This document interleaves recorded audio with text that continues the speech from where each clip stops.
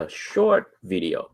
I get a lot of questions uh, about submission to CGC, and often the questions center around how to use the top left side of the submission form, the comic grading tier. That confuses me when I first submit my first submission. But I learned quickly that it's not a big deal. And I think a lot of people are often confused if you never submit to CGC. But let me make it real simple for those that had the problem with this form. First and foremost, as you can see, you see the grading tier for comic book as well as magazine. Okay, the cheapest, of course, is modern. It's $18. It's 1975 to the present maximum value. That's where a lot of people got confused. Is what does that mean? A lot of that had to do with, of course, the value of the book that you think it will be, assuming that the grade is what you think it is.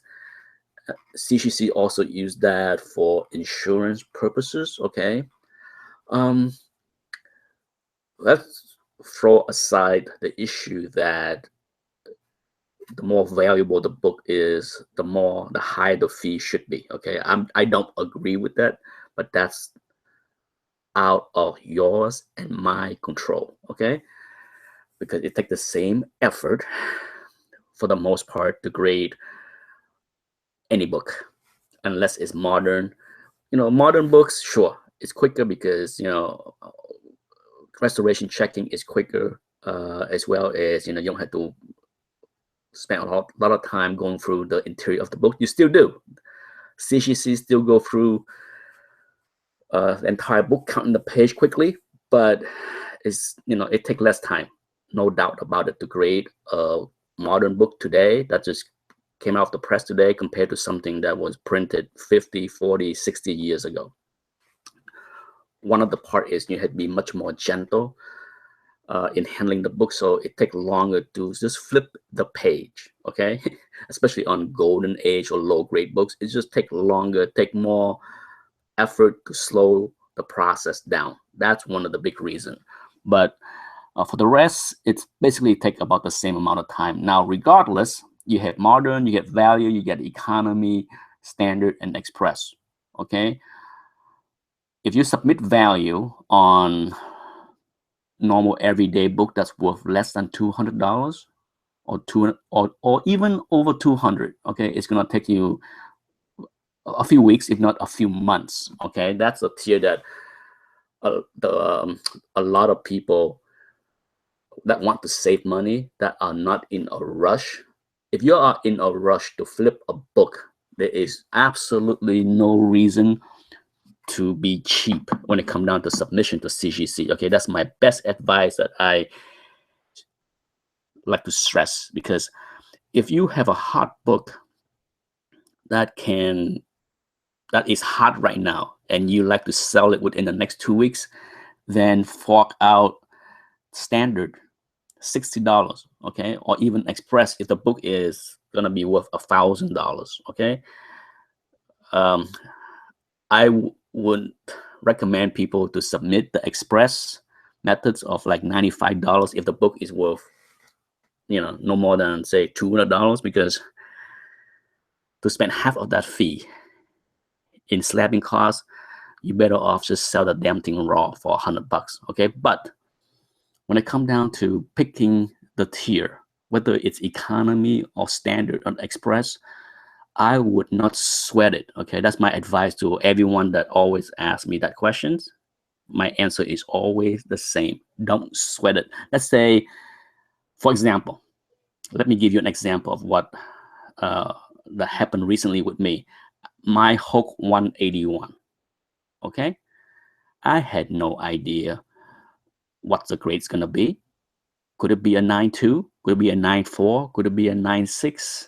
I don't know for sure. I think it's a 9.4, but we all know the price value between a 9.2 and a 9.6 is a lot. So to make it safe, to play it safe, I submitted under the standard tier, which is $60.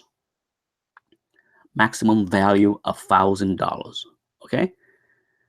And if the book grade higher, which is 9.4 or 9.6, and the value is 4,000 or 6,000 instead of only 1,000, CGC will then readjust my billing. They will charge you upfront. They charge me upfront. They will charge everybody upfront. If the grading warrant them adjusting the cost up because your book is worth more, they will do it. So let them deal with that. Okay, don't give yourself a headache trying to figure out which one you should use. At the end of the day, I often use economy for cheap books. For example, when I submit the last batch, I had two invoice. One for books that I know is worth 400 or less, and the rest I put in the standard tier. Okay, so for example, I put in the Hulk 182 in the economy section. I put the Doctor Strange 169 that was mid-grade in that section. And should those books grade higher, much higher than what I predicted, then CGC will adjust my invoice from economy for those two books up to the standard. Hopefully this video makes sense for those that are wondering about this issue. I think the message I try to clarify is that it is nothing wrong to put down a tier that is lower than what the book is worth, assuming you take into account how fast you want the book back. Okay, now if you want the book back within 2 weeks or 3 weeks, then you don't have a choice but go with standard or express standard.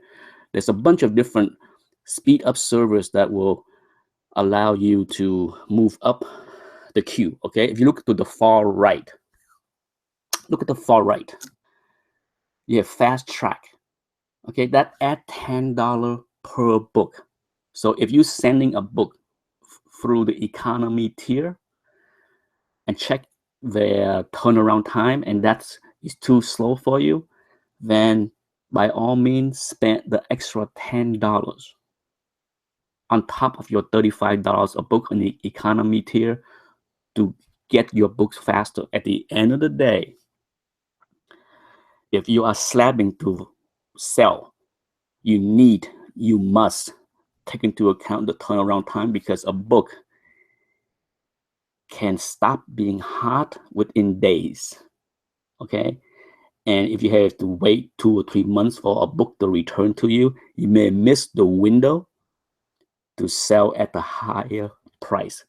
One of those situations where I would apply the old saying of penny wise, dollar foolish. You're trying to save $10 on slabbing costs, and you can cost yourself $100, if not more, on the resale value if that book, should that book cool off. Does that make sense? All right, thanks for watching. Hopefully this video came out okay and it doesn't sound like I'm rambling. You know, normally I have no idea how the video sound until I stop and play back. Anyhow, thanks for watching. Bye-bye.